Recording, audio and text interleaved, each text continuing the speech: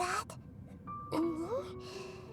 She looks exactly like me. Are you Greater Lord Rukkhadevata?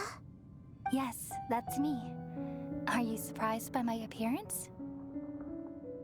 Irminsul and the surrounding lands have been reproduced here as they were years ago. But this is just a realm of consciousness. We are manifestations of the same nature. Hence why we would appear exactly the same. We're of the same nature. Why? Because you are me, and I am you. You are me in the new samsara. The new samsara? I knew it! I knew Nahida was gonna be it. I knew it! I'm the avatar of Irminsul, and you are the purest branch snapped from Irminsul. Imagine it this way. Even if a tree dies, its branches will eventually take root and grow, continuing the tree's life in another form. I'm merely the remaining consciousness of Greater Lord Rukkhadevata. The real me has presumably died a long time ago.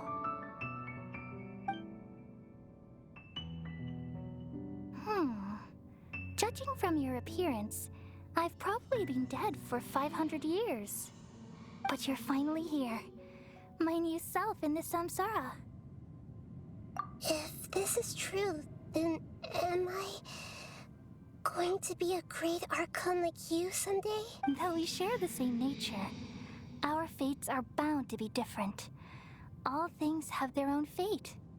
When a branch grows into a mature tree, it won't be the same as the original tree.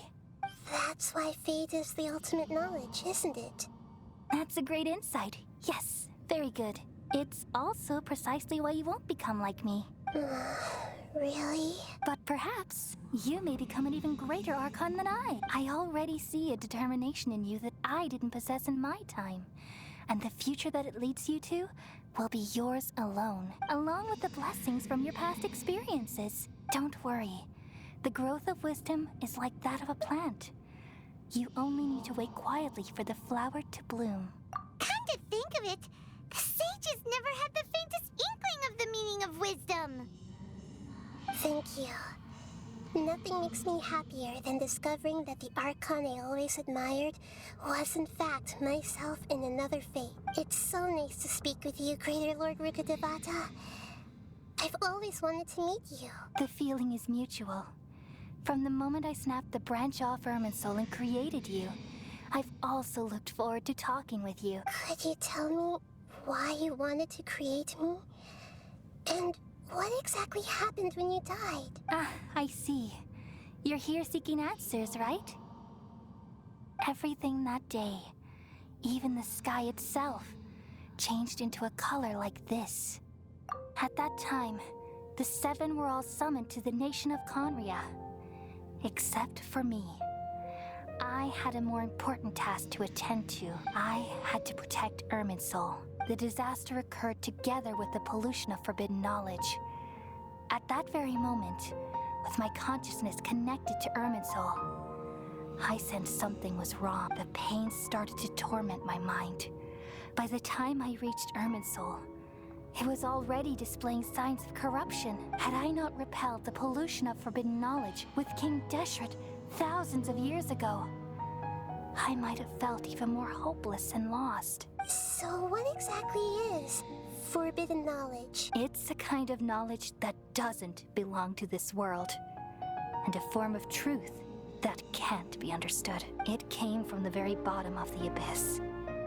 Even I could never understand it. The world is constantly rejecting it, leading to all kinds of bad phenomena. If we allow forbidden knowledge to pollute Irminsul, I'm afraid the entirety of Teyvat could fall apart. So, there's knowledge that even the god of wisdom can't understand? At that time, I knew I couldn't repel the forbidden knowledge with my strength alone, which is why I created a device that compiled human wisdom and named it the Akasha. It's truly the world's most amazing invention. Thank you.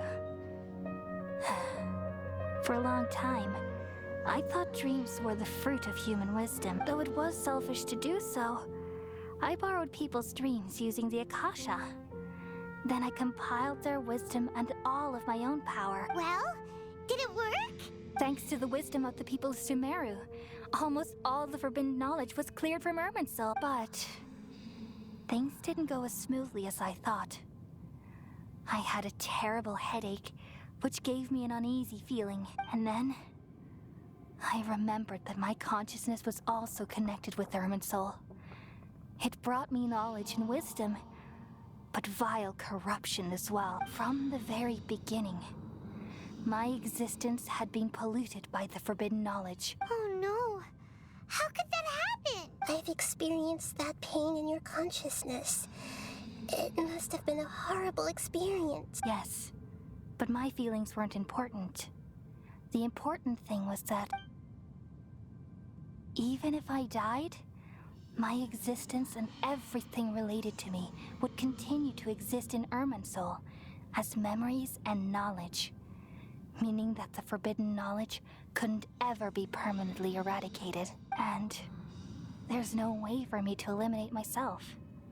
It would be a sort of paradox. So I took the purest branch of Irminsul as my incarnation in the next samsara, and left a trail of clues, all in hopes that you would come here and remove me and my pollution from Irminsul forever.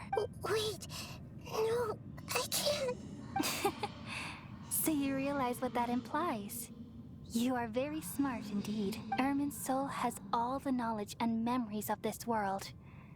And as you've realized just now, removing me from Irminsul means I essentially will never have existed in this world, but this is the only way to save Irminsul. People love you so much, and they've missed you so much over the past 500 years. I am exactly the same.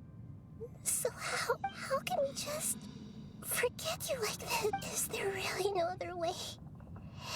There must be something else I can do. You're the god of wisdom, Booer. You should know that there is no other way. But this is so cruel. I don't want to forget you. No need to feel so sad, Booer. As someone who delights in wisdom, you should feel joy at finally finding the answer. These are the words in their entirety. The answer you've been seeking all along. Let the world completely forget me. Oh, that's so We all nestle sad. under the great tree of wisdom, peering out to perceive the world. From the earth and from the rain, we perceive its wonders, until we become a white bird to perch atop a branch, and finally snap off the most important leaf. Once upon a time, I alone dreamed in this world. In my dreams, everybody would also dream after they fell asleep. Wild and wonderful thoughts would emerge from their minds.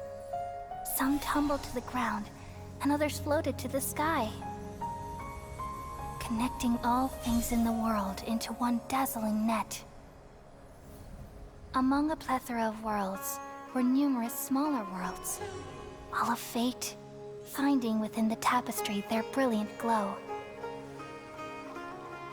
I gradually understood that these indescribable and constantly changing things are the most profound things in the world.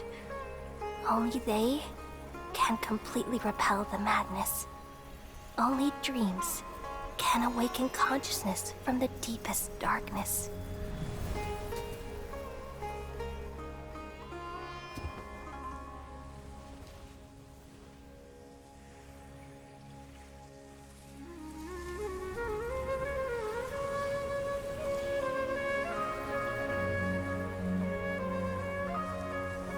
I'm the one who posed this question, yet also the one who sought a solution.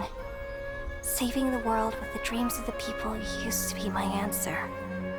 And now, you've also found your own answer, and I shall return all the dreams to the people.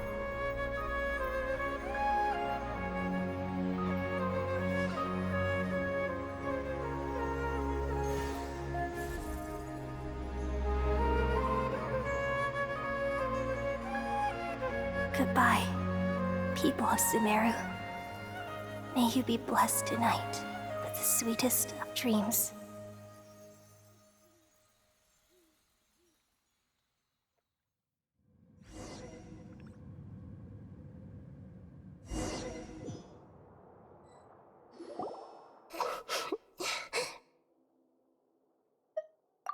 I'm alright. I'm just a little confused. We've just saved the world, right? So why am I crying? I don't know where this feeling inside of me is coming from. But I feel very sad. Just now, we used the power of two gnosis to successfully connect with the Ermin soul consciousness from 500 years ago. Then, we removed the remaining pollution from Merman soul. Yeah, what's wrong? Weren't you there just now?